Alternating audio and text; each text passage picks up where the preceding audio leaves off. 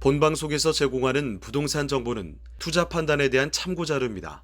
방송에서 제공하는 부동산 물건의 가치, 가격 상승 및 가격 하락에 대해서는 방송사에서 보장하지 않습니다. 본방송은 간접 광고가 포함되어 있으며 방송에서 나오는 부동산 정보는 출연자와 경제적 이해관계가 있을 수 있습니다. 투자에 유의하시길 바랍니다. 본방송의 제작진 및 출연진은 방송통신심의위원회 규정을 준수합니다. 네, 안녕하십니까. 송승연의 집담입니다. 부동산 시장 하락세가 둔화되고 있는 모습이기는 하지만 연초 바닥을 찍고 나서 반등 중인지 또는 착시 효과인지 시장에서는 눈치를 보고 있는 장세로 보여지고 있습니다. 정부는 부동산 규제를 속속 완화는 하고 있지만 아직 국회에서 계류 중인 법안이 대다수인 그런 상황인데요. 이런 상황에서 혼란스러운 부동산 시장은 연착륙이 가능할지 송승연의 집담에서는 부동산 시장 상황 한번 같이 살펴보도록 하겠습니다. 스튜디오에 서진영 경인여대 MD 비즈니스학과 교수님, 그다음 정진욱 뉴스원 기자 모셨습니다. 두 분 안녕하세요. 안녕하십니까? 네, 안녕하십니까? 예, 안녕하세요. 정 기자님, 요즘에 보도 정말 많이 나오고 있습니다. 한미 기준금리에 대한 그 격차, 특히나 지금 한 1.5% 정도로 벌어졌잖아요. 이게 역대 최고라고 하는데 이 내막 좀 말씀해 주시겠어요? 예, 미국 중앙은행인 연방준비제도가 연방준비제도가 22일이죠. 기준금리를 0.25% 인상을 했습니다. 이 금리 인상 폭은 지난 2월 FOMC와 그와 같은 수준이자 시장에서 예상한 대로인데요. 이 당초 연준이 물가 상승 억제에 다시금 빅스텝을 밟을 것으로 전망됐지만 이 실리콘밸리 은행 파산 사태 등으로 금리 인상이 금융시장 불안 요인으로 지목되면서 베이비 스텝으로 나서가는 전망이 좀 무색했었습니다. 결국 그렇게 됐고요. 그래서 이 연준은 올해 말 금리를 예상치를 약 5.1%로 발표를 했습니다. 이 지난해 12월 관측과 같은 수준인데 앞으로 연준이 금리 한 번 정도만 더 올릴 것이라는 관측이 좀 나옵니다. 이 미연준 금리 인상으로 현재 3.5% 동결된 한국과의 금리 차는 기존 2.25포인트에서 1.5%로 확대가 됐고 이는 22년 만에 역대 최저치입니다. 그래서 한국 내 자본 유출이 좀 우려가 좀 커진 상황입니다. 네, 지금 22년 만에 역대 최고치라고 하고 또 자금 유출에 대한 우려가 있습니다. 베이비 스텝으로 해서 미국은 한 5%가 됐고 우리나라는 현재 3.5% 정도이니까 한 1.5%의 금리 차거든요. 이렇게 된다면 이 역전폭 또 확실한 이런 분위기 상황이 부동산 시장에 영향이 있을까요, 교수님? 현재 우리나라 부동산 시장이 이제 금리에 의해서 영향을 많이 받는데 이 미국의 계속 고금리 그 기조를 유지하다 보니까 우리나라도 해외 자본 유출이라든가 이런 여러 가지 경제적 상황 때문에 이 금리 역전 현상이 지금 발생하고 있는데 이러한 금리 역전의 어떤 현상만으로 우리나라 부동산 시장에 영향을 미치는 것이 아니라 고금리 때문에 나타나는 현상이다. 그리고 이제 이 역전 현상으로 인해서 우리나라가 이제 기준금리를 계속 올리겠다는 어떤 시그널이 있으면 부동산 시장에 영향을 많이 미치겠지만 현실적으로 우리나라가 미국의 금리를 계속 따라갈 수가 없기 때문에 부동산 시장에 미치는 영향은 미미할 것으로 이렇게 예측이 되고 지금 고금리 상황이 계속 지속은 되고 있지만 여기에서 좀 더 높은 방향으로 이동한다 라는 어떤 시그널을 주지 못하고 있기 때문에 지금은 부동산 시장에 약간 미미한 영향을 미치는 것으로 이렇게 이제 종합적으로 분석을 하면 되겠습니다. 네, 교수님께서 이 고금리 관련돼서 이야기를 주신 것 같은데 격차보다는 고금리가 역시나 부동산 시장에 미치는 영향이 크다라고 하는데 지금 여러 가지 관측들이 나오고 있어요. 우리나라의 기준금리가 어떻게 갈 것이냐라는 의견들을 갖고 있는데 요즘 관측되고 있는 내용들이 어떻습니까? 일단 연준이 기준금리 0.5%로 인상한 빅스텝을 피하면서 한국은행에서도 미국 고강도 기축과 관련된 부담이 더 덜었다는 좀 분석이 나오고 있는데요. 이 시장에서는 이 다음 달 10일에 통화정책 방향을 결정하는 금융통화위원회에서 한국은행이 기준금리를 현재 수준 약 연 3.5%로 동결하고 무게를 좀 두는 분위기입니다. 다만 이 연준의 이 긴축 기조가 끝난 것이 아닌 점을 감안할 때 추가 상승 여지는 여전히 남아 있고요. 특히 국내 물가 상황과 환율 그리고 외국인 자금 유출 상황 등의 기준금리 인상 요인으로 작용될 전망이 있습니다. 어쨌든 시장에서 한미 금리 차가 좀 벌어졌는데 연준이 당초 그랬던 빅스텝이 아닌 베이비 스텝을 밟으면서 한국은행이 어느 정도 기준금리 인상 압박이 다소 덜었었는데 특히 추가금리 인상의 가장 큰 변수로 작용하는 국내 물가 상황을 고려했을 때 한은이 내달 기준금리를 동결할 거라는 관측이 좀 나오고 있고 지난달 우리나라 소비자 물가 상승률이 약 4.8%로 여전히 높은 수준이긴 하지만 10개월 만에 4%대로 내려왔다. 그리고 한은은 이달 소비자 물가 상승이 약 4.5% 정도 밑돌 것을 예측하고 있어서 이창용 한국은행 총장 이런 얘기를 했었어요. 지난달 금융통일 이후 기자간담회에서 이 소비자 물가 상승률이 3월부터는 4%로 나눠지고 그리고 올해 말에는 3% 초반으로 내려가는 경로를 생각하고 있다면서 예상 경로대로 가면 굳이 금리를 올려 긴축적으로 갈 필요가 없다고 이렇게 밝힌 바가 있습니다. 네, 지금 뭐 소비자 물가 관련돼서 한 4.8% 얘기를 하고 있는데 또 미국에서도 CPI 굉장히 주목하면서 보고 있는 것 같아요. 그래도 우리나라는 소비자 물가도 중요한데 부동산하고 연결된 게 있다 보니까 이런 기준금리에 대한 향방이 궁금한 것 같은데 어떻게 될까요? 뭐 이번에 다음 나오는 게 동결을 할까요? 그리고 그 올 한 해는 어떤 추이로 갈 거라고 보세요? 물론 이제 뭐 이 경제의 어떤 기본적인 원리를 봤을 때 미국의 금리가 올라가면 우리나라 금리도 당연히 따라서 올라가야만 이 대외 자본 유출을 방지할 수 있고 우리나라 경제 활성화에도 도움이 된다. 뭐 이렇게 판단을 하지만 지금 현재 기준금리 상황들을 봤을 때 미국의 경제 상황과 우리나라의 경제 상황이 조금 다르다. 이렇게 판단하시면 됩니다. 왜냐하면 미국은 지금 경제 활성화 때문에 인플레이션을 방지하기 위해서 금리를 올리고 있지만 우리나라는 경제가 침체되었음에도 불구하고 금리를 계속 올리게 되면 이 국가 경제의 어려움이라든지 또는 국가에서는 서민들의 어떤 경제 생활의 어려움들을 많이 강조하고 있고 고금리 정책에 대해서 정부에서 또 많이 어떤 이 기준들을 제시하고 있기 때문에 우리나라의 어떤 기준금리를 미국의 금리만큼 계속 상승시키기에는 어려움이 있지 않겠느냐 이렇게 보고요.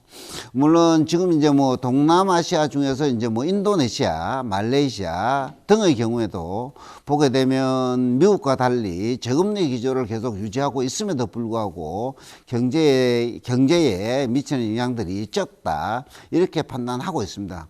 그런 것들을 종합적으로 봤을 때 우리나라는 미국의 금리를 쫓아는 가겠지만 그래도 계속 고금리를 유지하는 쪽으로 가기는 쉽지 않고 지금 현재가 어느 정도 고점이 아닌가 이렇게 판단이 됩니다. 네.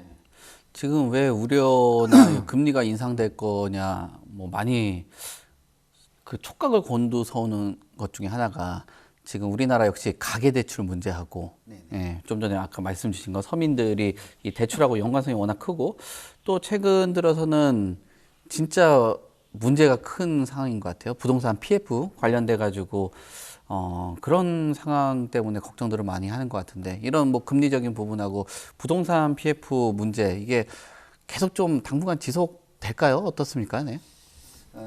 우리나라가 지난 10년간 이제 저금리 기조를 유지하다 보니까 은행에서나 금융기관 등등에서 자금들을 운용하기가 쉽지 않았기 때문에 PF 대출을 통해서 부동산 개발이라든지 그다음에 이제 부동산 구매 자금으로 대출을 많이 일으키다 보니까 이게 이제 갑자기 고금리로 변하면서 서민 경제의 어려움, 그다음에 이제 부동산 산업계의 어려움 이런 것들로 이제 이어지고 있는데 지금 고금리가 연말까지 이어지게 되면 결국 이제 금융기관에서는 PF 대출을 계속 이제 연장을 해줄 것인지 말 것인지에 대한 고민을 많이 하게 됨으로 인해서 부동산 산업계에 미치는 영향들이 상당히 크다. 이렇게 봤을 때, 우리가 이제 뭐 부동산 산업계에서는 부동산을 개발할 때 타인의 자본을 결국은 빌려서 개발할 수밖에 없고 또 은행에서는 이 PF 대출을 통해서 수익을 창출할 수밖에 없었다. 이런 상황들을 전체적으로 고려하게 되면 지금 고금리가 유지가 된다면 금융기관의 PF 대출은 더 조이는 방향으로 가지 않겠느냐. 이렇게 봤을 때 뭐 미국 연준의 금리나 우리나라 금리가 고금리를 유지하는 연말 내년 초까지는 이러한 이러한 자금 사정의 어려움들이 계속 이어질 것으로 이렇게 예측이 됩니다. 네. 정말 뭐 미국의 금리 상황에 따라서 우리나라도 뭐 따라가는 체력이 있기도 하겠지만 역시나 이런 PF 과정 안에서는 유지될 수밖에 없는 그런 환경, 좀 어려움, 개발 산업하고 부동산 산업 중 굉장히 어려운 것 같은데 이렇게 어렵다라면은 결국 뭐 집값 안정, 그 안정이라는 게 있잖아요. 그러니까 뭐 조금 하향 안정화라고 표현하시는 분들도 있겠고 또는 집값 안정이라는 게 이렇게 막 급락하고 작년에 실거래가 지수로 막 22% 정도라면 이거는 안정이 아니다. 이거는 진짜 아까 부동산 PF도 얘기했고 서민들 가계대출하고 문제가 있다 보니까 이런 문제들 그리고 연착륙 이런 것들 기대하는 것 좀 어렵지 않겠냐라는 의견들이 있는데 뭐 지금 기대를 언론에서 나오는 보도들 보면은 조금 뭐 기대를 하는 것 같기도 하고 기대가 좀 어렵다라고 얘기하는 것 같기도 하고 어떻습니까? 좀 취재하시면. 어쨌든 이 부분이 이제 정부가 일산 부동산 대책도 내놓고 그리고 각종 세제 청약 등 총망라의 규제 정책을 좀 내놨잖아요. 그래서 어느 정도 심폐소생술에 좀 많이 들어가서 지금 부동산 거래량도 어느 정도 조금 늘어나고 있는 추세이기 때문에 어느 정도 조금 이렇게 조심스럽게 좀 기지개를 좀 피고 있지 않느냐는 시각도 있지만 또 한편으로는 그래도 외부적인 이 미국의 금리 요인이 상당히 크기 때문에 이 부분을 간과할 수는 없기 때문에 이 부분에 따라서 또 출렁거린 것도 있고 최근에 또 미국의 은행 부실이라는 그런 큰 리스크의 부분이 또 우리나라 국내 경제에도 미친 영향이 커서 이런 부분을 어떻게 볼 것이냐에 대한 것은 좀 더 이렇게 미국의 솔직히 말하면 미국의 눈치를 더 많이 볼 수밖에 없는 현장인 것 같고 하지만 그럼에도 불구하고 이제 윤석열 정부 들어와서부터 이 부동산 규제 그러니까 그동안 문재인 정권에서 묶어놨던 모든 것도 어쨌든 많이 풀어놓으면서 문제점들을 어느 정도 다시 정상적으로 돌려놓는 궤도를 봤을 때 근데 부동산 쪽에서는 약간의 그래도 희망이 좀 보이지 않느냐 그런 부분도 있고 물론 사람마다 기준은 다 다를 거예요. 나는 이 가격에 이 지역을 이 가격에 살 거다 하면 지역을 살 때는 다 기준점이 다르기 때문에 그걸 어느 정도 수준까지 맞추는 모르겠지만 교수님께서 말씀하신 대로 어느 정도 이제 분위기가 좀 좋아지는 상황일 수도 있고 그렇기 때문에 이런 부분 좀 더 지켜보고 본인이 사는 그 기준 시점에 맞춰서 구입을 하는 것도 좋은 방법이지 않느냐. 근데 그 자금 사정이라는 게 또 이렇게 계획마다 다른 부분도 있어서 그런 것도 있고.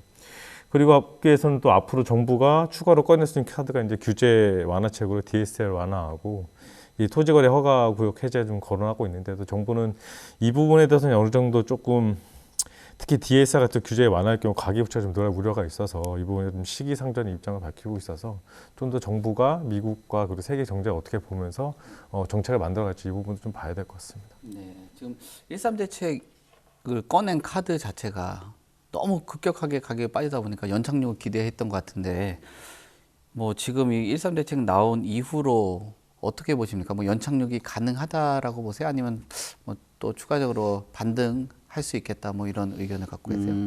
부동산 가격들이 이제 급락하게 되면 가계 경제에도 부정적인 영향을 미치게 되고 국가 경제에도 소비 위축으로 이어져서 상당히 어려움을 겪고 있기 때문에 정부에서나 소비자들이나 언론에서도 연착륙에 대한 기대감들을 많이 갖고 있습니다.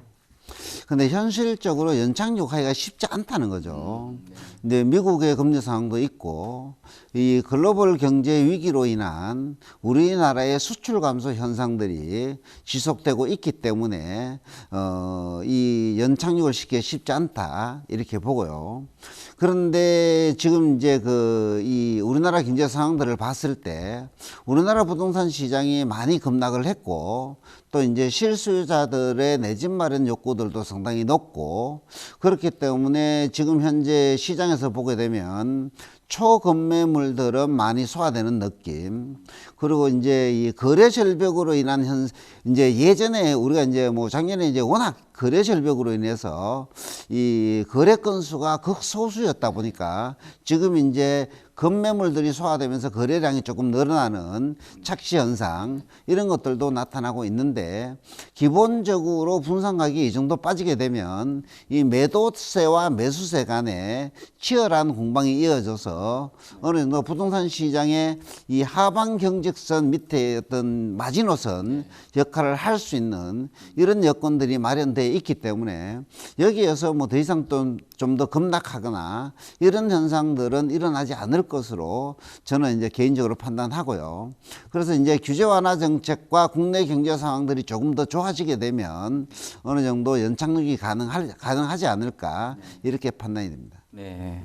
그러니까 연착륙 가능성은 뭐 열어둔 상황에서 뭐 결국 그래도 몇 년 동안의 그 급락한 수준은 방어를 할 가능성이 있다라고 말씀을 주신 것 같습니다. 그래서 그런지 뭐 이런 규제 완화나 뭐 교수님께서 말씀하신 이런 내용들을 이런 내용들이 시장에서 있어서 그런지 1월하고 2월은 좀 거래량이 소폭 반등을 했잖아요. 네. 뭐 반등한 그 내용하고 네. 뭐 그 교수님 말씀하신 그 외적으로 어떤 규제가 완화가 돼가지고 뭐 이런 거래량들이 늘어나고 있는지 이런 전체적인 흐름을 좀 짚어주시면 좋을 것 같은데요. 네, 정부가 어쨌든 이 부동산 시장 경착륙을 막기 위해 대대적인 규제 완화에 나서면서 1분기 수도권 아파트 거래량이 이 전분기에 비해서 약 2배 가까이 늘어난 것으로 좀 분석이 됐는데요. 이 국토교통부에 따르면 올해 1분기죠. 이 수도권 아파트 매매량이 2만 5천 건을 지난해 4분기보다 약 2배 가까이 증가한 것으로 나타났습니다. 서울은 2,100여 건에서 4,800여 건으로 늘어났고, 경기는 8,900건에서 약 1만 6천여 건으로 늘어났습니다. 인천은 2,600건에서 약 4,400건으로 모두 전분기 대비 증가한 것으로 나타나 있습니다. 이 거래와 함께 이 아파트 매매가도 다소 회복되는 모양새를 보이고 있는데요. 이 한국부동산원의 실거래 가격 지수에 따르면 올해 1월에 수도권 제곱미터당 아파트 매매 평균 가격이 약 7개월 만에 700만 원대를 회복했습니다.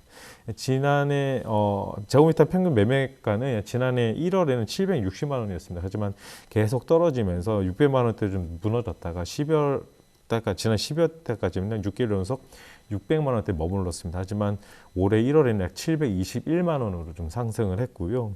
이 서울도 올해 1월 제곱미터당 1,293만 원으로 지난해 12월보다 12월인 1,269만 원보다 좀 오른 상태였습니다. 이 청약시장도 다시 수요자들이 몰리고 있는 상태고, 이 1분기 서울 아파트 1순위 청약 경쟁률은 56대 1로 전분기 6대 1보다 좀 크게 상승을 했습니다. 그리고 인천은 0.3대 1에서 1.2대 1로 소폭 상승했고, 경기도는 3.0대 1에서 0.9대 1로 좀 떨어진 것도 있습니다. 하지만 이 서울 일부 단지에서 1순위 경쟁률 수백 대 1을 기록하는 극히 높게 나타나면서 서울 청약 경쟁률이 끌어올렸다는 분석도 나옵니다. 네, 그렇군요. 지금 1월에 그 거래량들을 반등한 얘기를 좀 주셨고, 그다음에 청약 경쟁률이나 이런 것들도 서울을 중심으로 해서 조금씩 상승하고 있는 상황이에요. 그러니까 뭐 일반적으로 보면 거래량이 증가를 했다라는 거는 가격이 오를 수 있다라는 기대를 갖고 있으면서 바닥 신호에 대한 바닥에서 이제 다시 뭐 반등을 할 수 있는 신호다라는 의견도 있는 것 같고, 또는 워낙 그 전에 거래량들이 말라 있다 보니까 이런 1,000건, 2,000건 정도 되는 거래량도 굉장히 뭐 크게 느껴지는 것처럼 그 착시 효과가 있다라고 하는데 의견이 어떻습니까? 어떻게 보십니까, 지금? 이제 보통 일반적으로 이제 시장에서 거래량이 증가하면서 가격이 상승하는 것이 이제 일반적인 경제 원칙이라고 보는데, 지금 현재 우리나라 부동산 시장은 이게 그 거래 절벽으로 인해서 워낙 이제 극소수의 거래 건수에서 일부 이제 급매물들이 소화됨으로 인해서 거래량이 증가하게 되니까 이 반등의 신호로 분석하는 이 경향들이 있는데, 저는 개인적으로 이 거래량 증가의 경우에는 이 거래 절벽에 따른 어떤 착시 효과의 현상으로 조금 바라볼 수가 있다, 이렇게 이렇게 보고요. 그 대신 이게 이제 반등의 신호를 보인다고도 해석을 할 수가 있어요. 왜냐하게 되면 이제 뭐 이 급매물들이 소화되면서 어느 정도 그 아래로는 거래가 이루어지지 않을 것이다 라는 희망들을 많이 가지고 있고, 그 다음에 이제 우리나라는 2030 세대들이 뭐 연걸 세대도 있지만 실질적으로 그 세대들이 내 집 마련 욕구들이 상당히 강해요. 뭐 대출을 받아서라도 내 집을 가지겠다. 왜냐하게 되면 부모님들의 경험칙에 의해서 내 집을 마련하는 것이 어떻게 보게 되면 본인의 어떤 이 가계를 이끌어 가는데 도움이 된다라는 판단들을 많이 하고 있는 것 같아요. 그래서 이 거래량이 좀 증가하면 착시 효과도 있지만 거래 가격들을 보게 되면 어느 정도 이제 반등의 신호로도 해석을 할 수가 있다. 이렇게 보시면 됩니다. 네. 그러니까 지금 거래량이 증가하는 걸 가지고 무조건 착시 효과라고만 볼 수 없는 거고, 또 바닥에서 더 떨어질 수 있다라고도 볼 수 없는 건가 봐요. 그러니까 워낙 거래가 말라 있다 보니까 착시 효과도 있고, 이런 거래량 증가가 뭐 또는 상승에 대한 그 가능성도 있다. 그리고 뭐 내재적인 그런 수요들도 충분히 있다라고 이렇게 말씀을 주신 것 같습니다. 근데 최근 들어 가지고 이런 뭐 금액들의 변동폭이 좀 크다 보니까 최근 이슈가 되고 있는 내용들이 있어서 좀 화제를 좀 전환을 해서 얘기를 좀 드려볼 텐데, 아파트 공시가 있잖아요. 네. 이게 금융 위기, 우리가 진짜 쇼크가 많은 그 시기잖아요. 그때보다도 아파트 공시가의 낙폭이 더 크다라고 하는데 네. 왜 이런 이유 때문에 이렇게 낙폭이 큽니까? 어쨌든 이 최대 하락폭이 어쨌든 이 아파트는 공동주택 공시가격이 지난번에 18.6%로 좀 최대치로 많이 떨어졌잖아요. 이게 이때 최대 하락폭인데 집값이 크게 떨어진다. 특히 공시가 현시가를 좀 낮췄기 때문에 이게 어쨌든 윤석열 정부의 그 공약 중에 하나였기도 했고, 그래서 이게 좀 어느 정도 낮춰졌는데, 하지만 이 반대로 얘기하자면 그 전에 너무 많이 올랐잖아요. 네. 많이 올라서 종부세 부담도 있었고 이런 부분이 있었는데, 이게 이 정부에서 어쨌든 이 조세 부담에 대한 저항이 좀 거세지는 분위기였고, 특히 작년 같은 경우는 아파트는 떨어졌는데 공시 가격이 늘어나서 세부담이 좀 컸던 경우도 있었잖아요. 그래서 그런 부분도 있었을 때 아무래도 그 체감이라는 것이 좀 더 느꼈던 것 같아요. 그리고 또 급락했던 부분도 있고 그렇기 때문에, 그래서 또 정부가 규제를 풀면서 어느 정도 공시가를 2021년 수준으로 맞추겠다는 그것들이 어느 정도 반영이 되면서 이런 느낌이 좀 더 왔던 것 같습니다. 네. 근데 공시가격을 우리가 보는 게, 이런 공시가격이 하락을 하면은 또 보유에 대한 세금들이 낮춰지잖아요. 그러면 종부세에 대한 부담 관련돼서 또 연동이 되니까 부담이 완화가 되면은 그럼 공시가격 하락하고 또 종부세 부담이 완화가 되면은 부동산 시장의 변화가 큰가 봐요. 그래서 이 관련돼서 관심이 많은 것 같은데, 보유세나 종부세 완화되면 시장에 어떤 영향이 있습니까, 부동산에? 이 공시지가라는 것은 기본적으로 국가에서 국민들에게 얼마의 세금을 받을 것인가, 그런 부동산 가격의 기준점이잖아요. 그 기준점들이 이제 높아지게 되면 조세 부담이 증가하게 되는 거고, 그 공시지가의 가격이 하락하게 되면 국민들의 조세 부담이 줄어드는 이런 효과가 있기 때문에, 국민들은 부동산을 소유하고 있으면서 세금을 낼 때 이제 자기 자본을 정부에 지출하는 거잖아요. 그러다 보니까 이제 가슴에 이제 느끼는, 와 닿는 게 다른 어떤 지출과 많은 차이가 난다, 이렇게 보고요.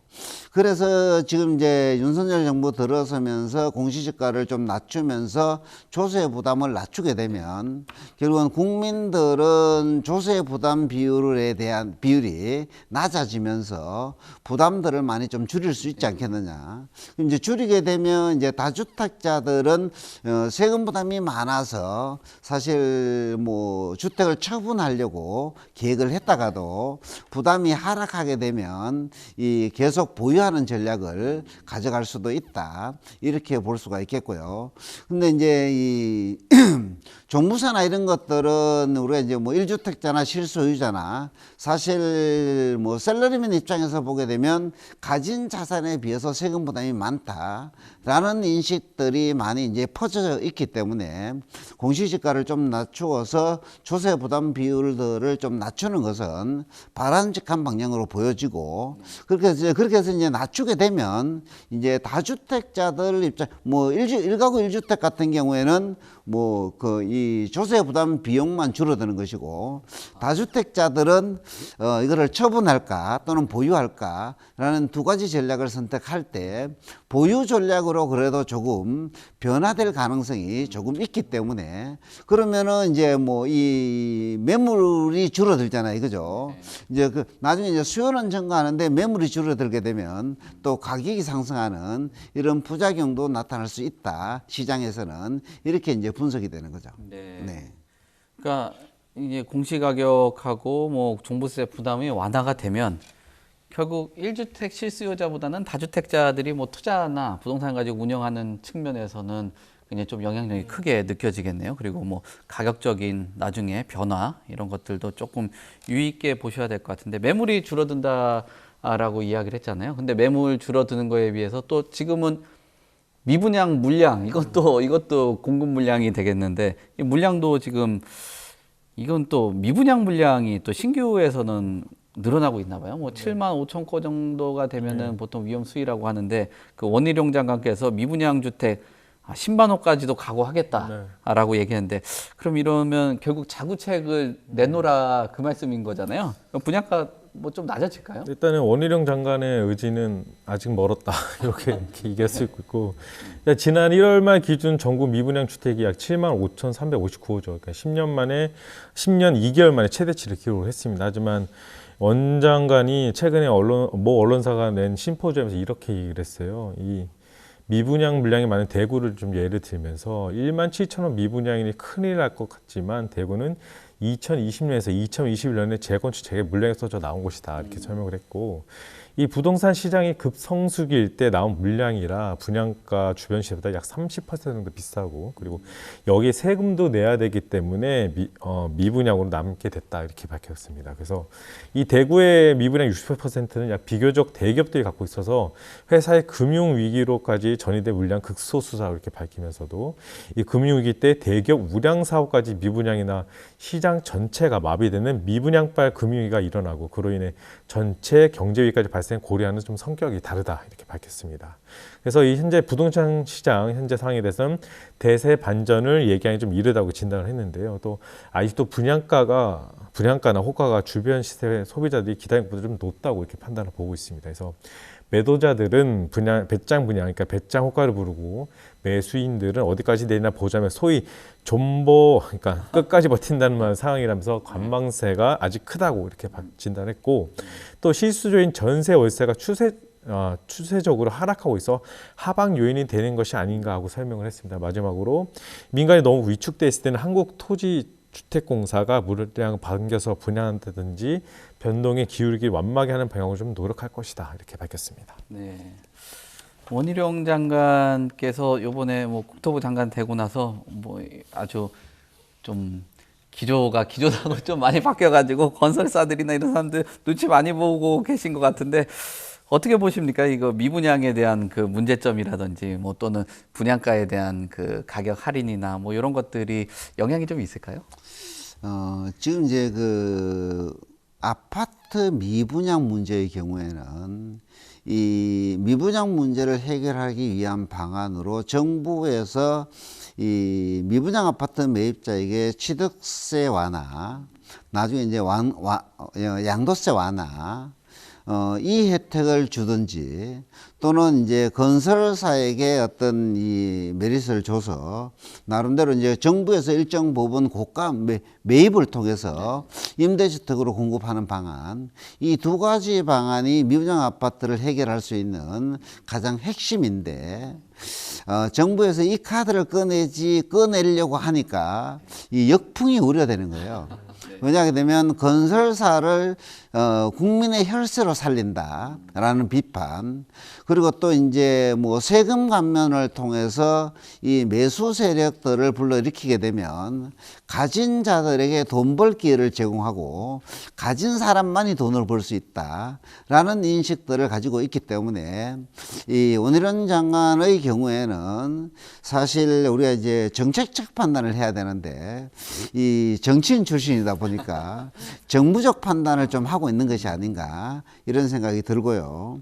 그래서 실질적으로 뭐 정부적 판단도 중요하지만 건설업계가 어려워지면 국가 경제의 어려움으로 이어질 가능성도 많이 있습니다.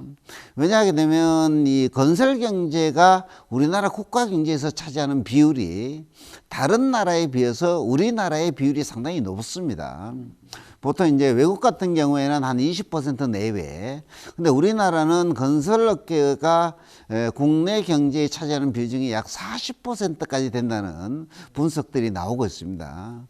그래서 이 정부에서도 좀 딜레마에 있겠지만 그래도 좀 선제적으로 대응 방안들을 좀 마련해서 미분양 문제가 더 이상 악화되지 않도록 정책을 마련할 필요가 있지 않겠느냐 이렇게 보고요.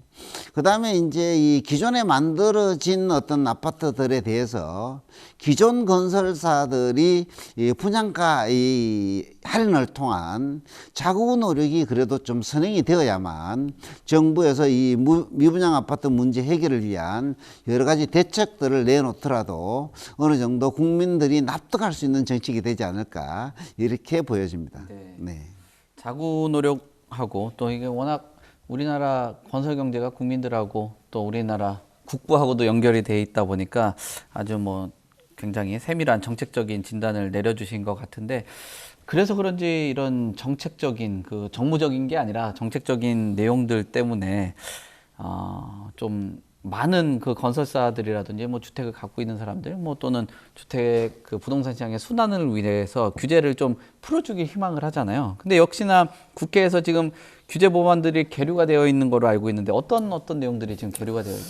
일단 정부가 이달 중에 전매제한을 좀 풀겠다고 얘기했지만 이 뒷받침한 실거주 의무완화법이랑 법 개정이 좀 늦어지면서 집은 팔 수는 있지만 수년간 거주해야 되는 행정 모습이 우리나라에 따라서 불확실적인 정책 추진이 좀 되고 있다, 이런 지적이 나오고 있고, 특히 정부 2.3 대책 이후에 수도권 분양가 상한제 적용 단지 중심을 볼 때 이 매매 임대 가능 여부를 묻는 수요자들 좀 문의는 좀 늘고 있습니다. 그래서 이 경기 오산시 한 그 중개업자는 입주 시장이 한 5월부터 이렇게 될 것 같다 이렇게 보는데, 특히 이 동탄 집값이 어떻게 되는지 2달 정도 지켜보다가 가격을 좀 결정하겠다 이렇게 얘기가 나오고 있고, 인근 단지도 매물이 나올지는 좀 실거주 의무가 좀 풀려야 좀 알 수 있을 것이다 이런 얘기 나오고 있습니다. 그래서 이때 오산세계 2지구에서 그러니까 올해부터 호반 서밋 라테라스 또 등을 필두해서 입주가 시작되는데, 내년 3월 입주하는 호반 서밋 그랜드 2차 도합 약 1,900여 가구가 이제 그쪽에 들어가는 것 같아요. 근데 이쪽에서 이제 이 호반 서밋 그랜빌 2차 같은 경우는 오산에 처음으로 실거주 기간이 3년이 적용되는 단지인데, 1.3 대책 혜택을 받을 경우 전매 제한 6년에서 3년을 줄고 실거주 의무는 아예 폐지가 됩니다. 그래서 전세를 받아 분양자금 취소하게 된 것인데, 금리 급등으로 인해 자금 계획을 새로 짜는 수분의 입장에서는 예민할 수밖에 없는 사항이기도 하죠. 그래서 이 문제는 입주를 두고 법 개정이 지지부다는 겁니다. 그래서 이 전매 제한 기간이 행정부 직권으로 주택법 시행령 개정을 통해 쉽게 손볼 수 있습니다. 하지만 이 실거주 의무화를 위해서는 주택법 개정이 필요한데 현재 국회 상임위의 논의가 진전되지 않아서 국회 본회의 상정의 기약이 없는 상태입니다. 그리고 2020년 2월 이후부터 실거주 의무 조치가 수도권 분양가 상한제 주택에 적용됐고, 오늘 2024년 전후로 이대 단지 입주가 본격화함에 따라 혼란이 더 가중될 것으로 보이고요. 새로 분양을 시작하는 것도 지금 고심을 좀 거듭하고 있는데, 입주자 모집 공고를 통해 수년 동안 거주 의무가 부여된다고 명시하되 향후 개정 가능성을 언급하는 식입니다. 그러니까 그 문제가 있어서 최종 규제 완화 여부에 따라 청약 수요가 달라질 수도 있습니다. 그래서 또 지난 2월에는 다주택자 취득세를 현행 12% 6% 완화하는 법안이 국회에 계류 중이고, 그리고 어쨌든 또 당초 지난해 말 국회 통과 예상됐던 재건축 초과 이익 환수제도 최근 국회 상임위 논의에 착수했을 뿐 여야 합의에 이르지 못하고 있습니다. 네.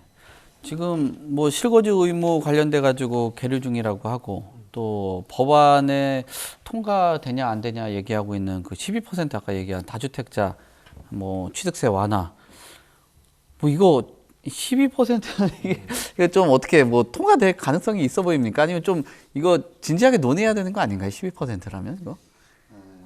이제 그럼에도 불구하고 네. 이제 뭐 우리나라 국회나 국민들은 일단 무주택자는 선, 네. 다주택자는 악. 네. 이라는 어떤 이분법적 어떤 그 구분에 의해서 정책들이 이제 많이 영향을 받게 되는 거죠. 우리가 이제 다주택자에 대한 규제를 좀 강화함으로 인해서 문재인 정부에서 다주택자들이 집을 사서 임대주택을 공급하지 않다 보니까 전세 가격의 급등이라는 부작용들을 가져왔거든요. 이제 악이 아니라 이제 선의 역할도 있다는 거죠, 그죠? 근데 이거를 너무 이제 이게 무 자르듯이 편을 가르다 보니까 이런 정책들이 이제 대두가 되었는데, 그럼에도 불구하고 사실 지금 이제 뭐 국회를 장악하고 있는 다수당인 어떤 민주당의 정책 기조를 봤을 때 다주택자에 대한 규제 완화를 법 개정을 통해서 정책으로 가져가기에는 쉽지 않을 것으로 이렇게 보여집니다. 예, 예. 네. 참 이게 그 부동산 관련돼 가지고 이게 부동산이 정치적인 영역이라고 하는 게 이런 것들 때문에 그런 것 같아요. 이거 뭐 빨리빨리 처리를 해야 되는데 계속 계류 중이다 보니까 예측 불가능하고 이거 집을 사야 될지 말아야 될지 팔아야 될지 고민들이 많은 것 같은데 그거 외적으로 보면은 지금 부동산 연착륙에 대해서 우리 뭐 모두가 또 고민이 많고 경제 시스템에도 관심이 많고 또 정부나 가게나 다 관심이 많잖아요. 연착륙을 위해서 노력을 하는 것 같은데 또 요거에 대해서 관심 많은 것 같아요. 재산권하고 연결이 되고 있는 토지거래 허가구역 해제. 네. 이거는 어떻게 될까요? 일단은 교수님 말씀하신 대로 내년 총선입니다. 국민께 잘 판단하셔서 하시면 좋을 것 같고, 일단 서울 내 주요 지자체 연이어 서울시에다가 토지거래구역 해제를 건의하면서 계속 요구를 하고 있죠. 근데 특히 송파구청은 지난 26일 날 이 관내 잠실동이 정부가 지난 1월 발표한 규제지역 해제 대상에 포함되지 않은 상황에서 토지거래구역에 지정돼 있어 과도한 규제를 받는다면서 이 토지거래구역 전면 해제를 서울시에 좀 건의를 했습니다. 하지만 이 서울시는 좀 신중한 입장이에요. 왜냐하면 서울 대부분 규정이 비규제 지역이 된 상황에서 토지거래구역 해제될 경우 집값을 좀 자극할 수 있어서 그렇고, 이 오세훈 시장도 최근 하락세 보이는 부동산 가격에 더 내려갈 필요가 있다면서도 집값 안정에 대한 의지를 밝힌 만큼 토지거래 허가구역은 될 수 있다는 그런 가능성이 좀 많이 있습니다. 네. 서울시 왜 이렇게 신중할까요? 지금 그 정부의 기조는 뭐 규제 정상화, 그 다음에 거래 활성화로 알고 있는데 이 토지거래 허가구역이 뭐 일일이 참 모르겠어요. 뭐 시장 경제 안에서 일일이 이렇게 다 뭐 허락을 받아야 되는지 모르겠는데 어떻게 될 것 같습니까? 이 거래구역 해제 가능성이 있을까요? 이 토지거래 허가라는 것이 이 토지에 대한 투기 억제가 사실 정책의 주 수단이거든요. 그런데 지금 이제 아파트에도 토지가 이제 공유 토지가 있다 보니까 실거주 의무가 없으면 토지거래 허가를 하지 않음으로 인해서 이 강남 3구에 있는 주택, 목동에 있는 주택을 살 수 없도록 이렇게 이제 규제를 하고 있는데, 사실 뭐 집을 산다는 것이 내가 꼭 살아야 하는 집을 사야 되는가? 아니면 먼저 이제 전세를 넣고 사놨다가 돈을 모아서 진입하려고 노력하는 것이 맞는가? 좀 논란의 여지가 있다, 이렇게 보는 것이고요. 그런데 이제 이 토지거래 허가구역 같은 경우에는 지금 이제 강남 3구와 목동 이제 몇 개씩만 남아 있잖아요, 그죠?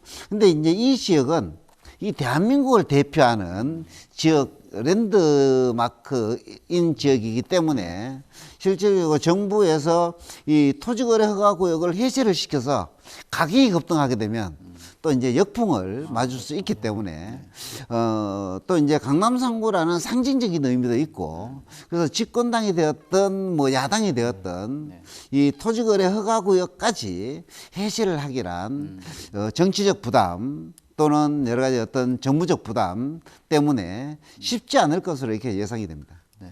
근데 여기 계신 분들이 지금 막 불만이고 아우성을 하는 게 재산권 관련돼 가지고도 이야기하는데 어떻게 보세요? 이게 조금 재산권하고도 연관성이 좀 있지 않나요? 물론 이제 뭐 우리가 이제 이 부동산의 경우에는 공공재적 성격을 가지고 있기 때문에 법률로서 재산권을 침해할 수 있다.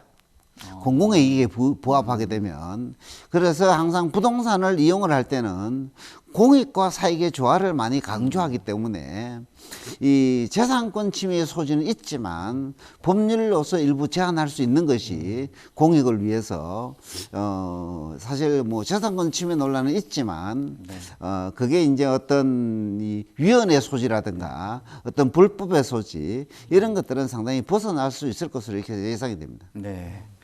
역시 참 부동산 정말 어렵네요. 뭐 이게 집 있는 사람 없는 사람 또 재산권을 또 주장하기도 하지만 또 공익의 또 목적에도 부합해야 되고 정말 제가 볼 때는 우리 서 교수님 부동산 그 교수님이라 정말 힘들 것 같아요. 네, 아무튼 자 이상으로 송승연의 집담 마무리하도록 하겠습니다. 오늘 뭐 다양한 말씀 전해주신 두 분께 인사드리면서 감사의 말씀 전해드리도록 하겠습니다. 고생 많으셨습니다. 네, 감사합니다. 네. 네, 오늘 부동산 시장 관련돼 가지고요. 금리에 대한 격차, 또 증가하고 있는 거래량, 또 미분양, 국회 계류 중인 이 규제 법안들에 대해서 논의해 봤습니다. 혼란스러운 시장 속에서 현명한 부동산 투자에 도움이 되셨기를 바라겠습니다. 저희는 다음 이 시간에도 부동산 새로운 소식을 가지고 찾아오도록 하겠습니다. 시청해 주셔서 감사합니다.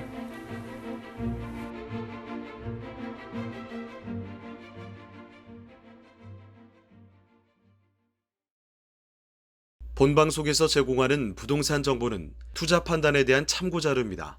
방송에서 제공하는 부동산 물건의 가치, 가격 상승 및 가격 하락에 대해서는 방송사에서 보장하지 않습니다. 본 방송은 간접 광고가 포함되어 있으며 방송에서 나오는 부동산 정보는 출연자와 경제적 이해관계가 있을 수 있습니다. 투자에 유의하시길 바랍니다. 본 방송의 제작진 및 출연진은 방송통신심의위원회 규정을 준수합니다.